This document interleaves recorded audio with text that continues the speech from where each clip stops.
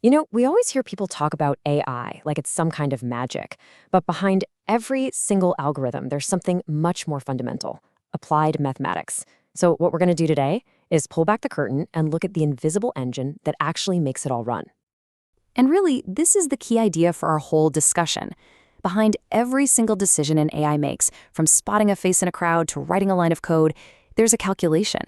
So if you really want to get what AI is all about, its power, its limits, you've got to understand its mathematical soul.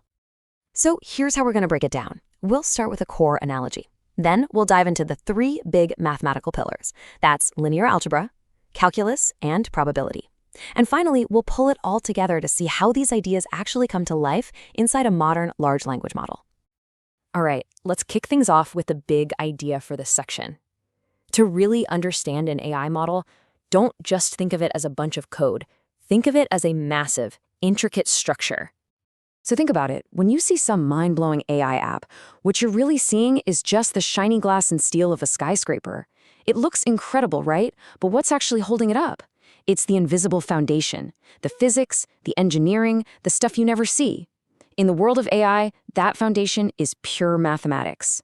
Take that away and the whole thing just crumbles.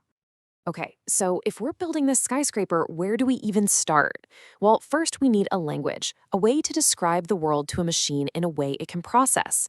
And that language, my friends, is linear algebra. And the most basic word in this language? That's the vector. A vector is really just a list of numbers that stands for one single thing: a user, an image, a word. It basically takes something abstract and pins it down as a single point in this huge multidimensional mathematical space. So, for example, a person could just be a list of numbers, right? Height, weight, age. But it's more than that.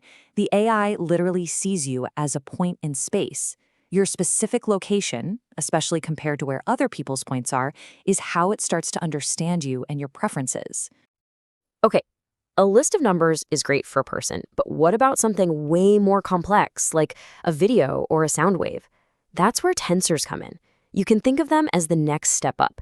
If a vector is just a line of numbers and a matrix is a 2D grid of numbers, a tensor can be a 3D cube or, well, something with even more dimensions that's kind of hard to picture. And here's a perfect real-world example.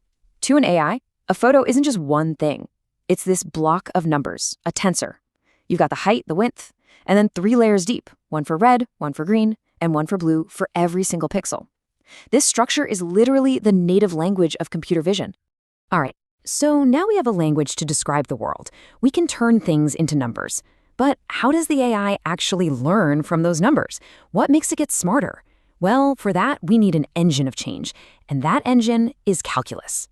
The first step to getting better is knowing how wrong you are, and that's exactly what a loss function does.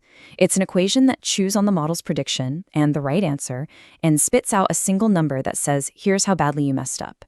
The whole game, the entire point of training an AI, is to tweak things until that loss number gets as tiny as possible. So how do you actually find that minimum? How do you shrink that wrongness number? This is where gradient descent comes in, and it's a beautifully simple idea. Just picture the loss function as a huge rolling landscape of hills and valleys. The gradient, a concept straight from calculus, always points you in the direction of the steepest climb up. So, what do you do if you want to find the bottom? You take a tiny step in the exact opposite direction. And you just do that again and again, millions of times, until you've walked all the way down into the lowest valley. Now that sounds simple enough, but how on earth do you do that efficiently when you have billions of little knobs to turn inside the model? The answer is this incredibly clever process called backpropagation. It's like the AI's nervous system.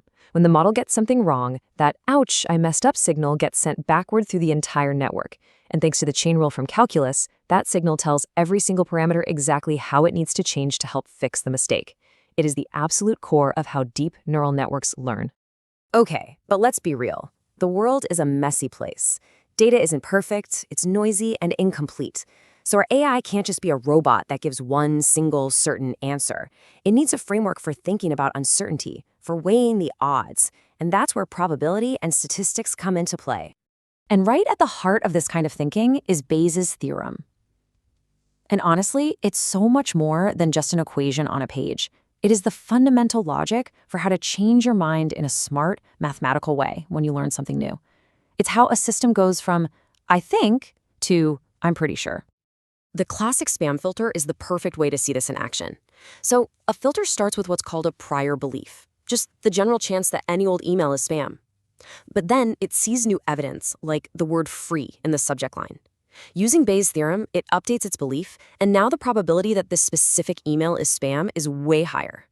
That's learning, right there, one piece of evidence at a time.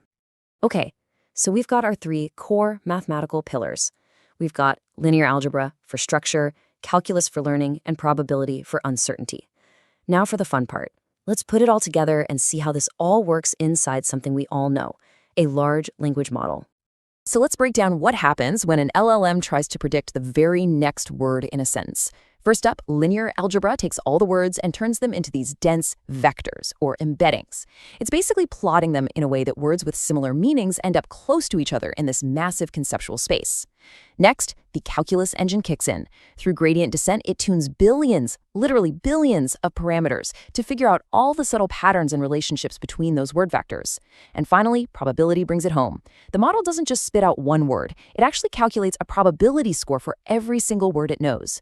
The word you see is just the one that came out on top, the most statistically likely candidate. Structure, learning, uncertainty, all working together in a perfect symphony. And what's so exciting is that this dance between math and AI is nowhere near finished. The cutting edge is already pushing into new mathematical territory. Things like causal inference, which helps AI understand not just correlation, but actual cause and effect. Or geometric deep learning for handling bizarre data shapes like molecules or social networks that don't fit into a neat grid. And that really brings us to the big takeaway here. The AI we have today, the tools that are changing our world, were built on the creative application of math that in some cases is centuries old. So for every one of you out there studying math or engineering or computer science, this leaves a pretty exciting question. What new world will the math you're working on right now build next?